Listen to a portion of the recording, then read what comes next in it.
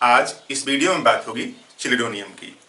जैसा आप जानते हैं कि चिलिडोनियम एक बेहतरीन मेडिसिन है लीवर के लिए, और लीवर के जो रिफ्लेक्स सिम्टम्स हैं, यानी ऐसे सिम्टम्स जो लीवर में बीमारी होने की वजह से उत्पन्न होते हैं, उन सब के लिए चिलिडोनियम बेहतर तरीके से काम करती है। कैसे सिम्टम्स हैं उसी को समझते हैं। सबसे पहले ये समझ लेते हैं कि किसी भी अंग का बढ़ना, यानी लीवर का बढ़ना या फिर स्प्लीन का बढ़ना या फिर किसी भी अंग का बढ़ना, उसकी डिफेंसिव मैकेनिज्म है और उस शरीर के जो चेंज है उनको व्यवस्थित करने के लिए बढ़ती है। जैसे समझ लीजिए कि किसी को भी बार बार मलेरिया, टाइफाइड जैसे फीवर हो रहे हैं तो उसकी स्प्लीन बढ़ी मिलेगी। स्प्लीन बढ़ क्यों जाती है? क्योंकि स्प्लीन बढ़ करके डिफेंसिव मैकेनिज्म के लिए जो जरूरी केमिकल है उसको ज्यादा बनाता है। जैसे मान लीजिए स्प्लीन पहले इतनी छोटी सी थी, इसी से काम चल रहा था। अब इनको कई बार टाइफाइड, मलेरिया जैसे सिम्टम्स हैं, यानी फीवर जैसा हुआ, उसके बाद ये बढ़ जाता है। यानी स्प्लीन पहले छोटी थी, अब बढ़ गई है। तो स्प्लीन बढ़ती इसलिए है कि ज्यादा से ज्यादा एक्टिव मटेरियल बना सके, ताकि इस फीवर से जो बार बार हो रहा है उससे मुकाबला कर सके और इसको नष्ट कर सके। वही बात थायराइड के लिए भी होती है। कुछ लोगों की यहाँ पे थायराइड बढ़ती है, तो थायराइड का बढ़ना डिफेंसिव मैकेनिज्म है। भले हम उसको बीमारी मानते हैं, लेकिन उस शरीर के व्यवस्था को चलाने के लिए ब्रेन के इंफॉर्मेशन के अनुसार बढ़ती है। तो यहां भी क्या है, लीवर इनलार्ज है। और लीवर इनलार्ज क्यों हुआ? क्योंकि शरीर में जो कुछ भी चेंज आ रहा था उसको व्यवस्थित करने में असमर्थ हो रहा था, असमर्थ पा रहा था। इसलिए लीवर ने अपनी थोड़ी सी साइज बढ़ाई ताकि जो एडवर्स कंडीशन है उससे मुकाबला कर सके।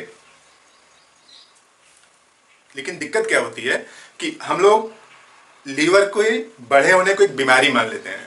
ऐसा नहीं है। लीवर जब आपको प्रतीत हो, अल्ट्रासाउंड में जब आता है कि लीवर बढ़ा हुआ है, इसका मतलब लीवर काफी दिनों से फाइट कर रहा था कुछ एडवर्स कंडीशन जो शरीर पर प्रभावी हो रही थी या शरीर को जो नुकसान पहुंचाने वाली थी। तो यहाँ का लीवर इनलार्ज है और उस वजह से कई सिम्टम्स, सेकेंडरी सिम्टम्स आ रहे हैं। उसी सेकेंडरी सिम्टम्स को समझते हैं। तो देखिए पहली लाइन क्लियर कट लिखा है, liver remedy and it's direct reflect symptoms. Liver remedy तो है ही, उसके जो और रिफ्लेक्स सिम्टम्स हैं उन सबको भी ठीक करती है चिलिडोनियम। और सिम्टम्स की अगर बात करें तो element brought on or renewed by weather change. जब भी मौसम में परिवर्तन होता है तब शरीर अपने को व्यवस्थित करती है। जैसे गर्मी से ठंडी या ठंडी से बरसात, इस तरह से जो आपस में चेंज होते हैं ना मौसम, उस मौसम में शरीर अपने को एक मोड से दूसरे मोड में ले आती है। जैसे आप ज्यों ही गर्मी आती थी अलग टाइप के कपड़े, ठंडी में अलग टाइप के कपड़े, इस तरह से जो आपको व्यवस्थित होने में टाइम लगता है, और यही बात लीवर के लिए भी होती है। तो यहाँ पे जब भी चेंज होगा, वेदर में चेंज होगा, तब इनको दिक्कत हो जाती है। ऐसा इसलिए होता है कि जैसे मान लीजिए एक आदमी ए है और एक दूसरा आदमी है, इसका लीवर ठीक है, एक्टिव है, जो भी मौसम में परिवर्तन हुआ उसके हिसाब से इसने अडॉप्ट कर लिया, एडाप्टेशन, ठीक। और इनके लीवर में थोड़ी दिक्कत है, तो इनको अडॉप्ट करने में थोड़ा ज्यादा टाइम लग रहा है, और ज्यादा टाइम लग रहा है इस वजह से इनको कुछ ना कुछ दिक्कत महसूस हो रही है। तो कुछ इसी टाइप का है यहाँ पे कि जब भी मौसम में परिवर्तन होता है तो इसके पुराने सिम्टम्स आ जाते हैं या फिर छोटी मोटी कई दिक्कतें स्टार्ट हो जाती हैं। इस तरह से वेदर चेंज पर इसके सिम्टम्स रिन्यू हो जाते हैं। रिन्यू इसलिए हो जाते हैं कि लीवर इफिशिएंट तरीके से काम नहीं कर पा रहा है, और prefer hard food and drink. Hard food यानी गर्म खाना, गर्म पानी पसंद है। ऐसा इसलिए है कि उसको डाइजेशन में इजी होती है। गर्म खाना, गर्म पानी से टेम्परेचर थोड़ा ज्यादा रहता है, तो पेट के अंदर जब जाता है तो एंजाइम बेहतर तरीके से उस पर रिस्पॉन्ड करते हैं डाइजेशन में। और ठंडा होता है तो अगर ठंडा खाना गया पेट में, ये पेट में अगर ठंडा खाना आया तो अब बॉडी को उसको 37 डिग्री सेल्सियस तक लाना पड़ेगा, तब जाके इसको डाइजेशन स्टार्ट होगा। और इधर से अगर गर्म, ऑलरेडी गर्म आए तो टेम्परेचर इतना नहीं पहुंचाना पड़ेगा। तो इनको ठंडा खाना पसंद नहीं है। गर्म खाना चाहिए, गर्म पानी चाहिए, ताकि डाइजेशन में हेल्प हो, क्योंकि लीवर ऑलरेडी क्राइसिस में है, लीवर क्राइसिस में, तब ये गर्म चीजें प्रेफर करते हैं, उसी को डाइजेस्ट करने में इनको आसानी होती है।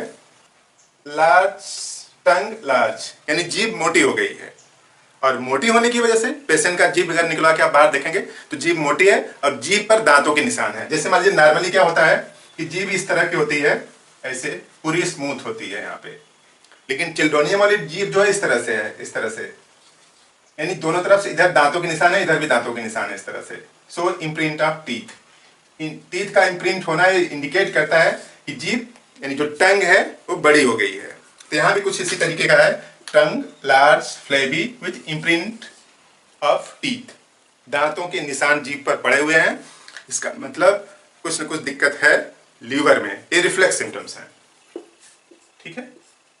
और लीवर इनलार्ज, लीवर बढ़ा ही है, जॉन्डिस होगी, और गाल स्टोन है, गाल ब्लैडर में स्टोन हो सकता है, और स्टोन होने की वजह से पूरा बाइल नहीं निकल पाता, तो ऑब्स्ट्रक्टिव जॉन्डिस हो सकती है, और उस जॉन्डिस की वजह से पूरे शरीर में खुजली होगी, और खुजली का कारण क्या है कि उसका बिलिरुबिन थोड़ा सा बढ़ा होगा, यानी लीवर इनलार्ज है, बिलिरुबिन बढ़ा हुआ है, एसजीपीटी एसजीओटी भी बढ़ा हुआ है, और इस वजह से जो स्क्लेरा है, जो आंख है, उसकी पुतलियां जो पीली होंगी, और उसके साथ साथ पूरे शरीर में खुजली हो सकती है, और गाल ब्लैडर में स्टोन भी बन सकता है। इस बात पे डिपेंड करता है कि कितनी इंटेंसिटी में लीवर बढ़ा है या फिर कितने दिन से बीमारी है। और उसके साथ साथ स्टूल फ्लोट इन वाटर, कई लोग बोलते हैं कि काफी पानी लगता है स्टूल को बहाने में, क्योंकि स्टूल तैरता रहता है, तो स्टूल फ्लोट इन वाटर यानी जो मल है पानी में डूबता नहीं है, उसको फ्लो करने के लिए ज्यादा पानी की जरूरत पड़ती है, कई लोग ऐसा बोलते हैं। स्टूल हार्ड राउंड बाल लाइक सीप डंग्स, यानी स्टूल कैसा है, छोटे छोटे बॉल के रूप में हो सकता है, कुछ लोगों का बॉल छोटे छोटे बॉल के रूप में है, और जैसे बकरी भेड़ बकरियों का जो डंग होता है, गोबर होता है, उस टाइप का, यानी छोटे छोटे बॉल के रूप में। और छोटे छोटे बॉल के रूप में स्टूल आना मीन्स जो बड़ी आंत है उसका स्लो मोशन होता है, पेरिस्टाल्टिक मोशन जब स्लो होगा तब इस टाइप का स्टूल आता है, जैसे ग्रेफाइटिस और प्लम्बम में भी है। तो जब भी पेरिस्टाल्टिक मोशन नॉर्मल से स्लो होगा तब स्टूल हार्ड होगा, और उसके साथ साथ छोटे छोटे बॉल के रूप में होगा, जिसे भेड़ बकरियों के होते हैं। और रिफ्लेक्स सिम्टम्स की बात करें तो शोल्डर में पेन है, shoulder, arm, hand and finger, ये पूरी एरिया क्लियर कट सिम्टम लिखा है। पेन इन शोल्डर, कंधे में दर्द है, arm, hand and finger tips, यानी पूरी एरिया, यहाँ से कंधा, शोल्डर, सॉरी कंधा, शोल्डर, फिर आर्म, फिर हैंड, फिर फिंगर। खास बात जो फिंगर टिप्स हैं ठंडी हैं, कोल्ड फिंगर टिप्स हैं। और निचले एरिया में देखें तो यहाँ पे हिप में पेन है, in pain in hips, thigh and intolerable pain in heel. जो एड़ी है उसमें भी तेज दर्द है, यानी हिप में भी, थाई में भी और हील में भी। तो इस तरह से पेन है। अगर ऐसे सिम्टम्स हैं, यानी कुछ लीवर के हैं और कुछ रिफ्लेक्स सिम्टम्स हैं, जैसे टंग पे दिख रहे हैं, हाथ में या फिर पैर में, तो ये सब रिफ्लेक्स सिम्टम्स हैं, लीवर की वजह से हो रहा है। पेन किलर खाते खाते आप त्रस्त हो जाएंगे। चिलिडोनियम का यूज करें, अच्छा रिजल्ट आएगा। मदर टिंचर 15 बूंद आधा कप पानी में घोल के 2 से 3 महीने तक ले सकते हैं आप, 3 टाइम थोड़े से पानी में घोल के। तो इस तरह के जो सिम्टम्स हैं वो जिस बेस पर टिके हुए हैं वो बेस उनका नॉर्मल होगा, यानी लीवर अपनी व्यवस्था में आ जाएगा, साइज में आ जाएगा, और इस वजह से उसकी वजह से जो सेकेंडरी सिम्टम्स, रिफ्लेक्स सिम्टम्स आ रहे हैं वो सब ठीक होंगे।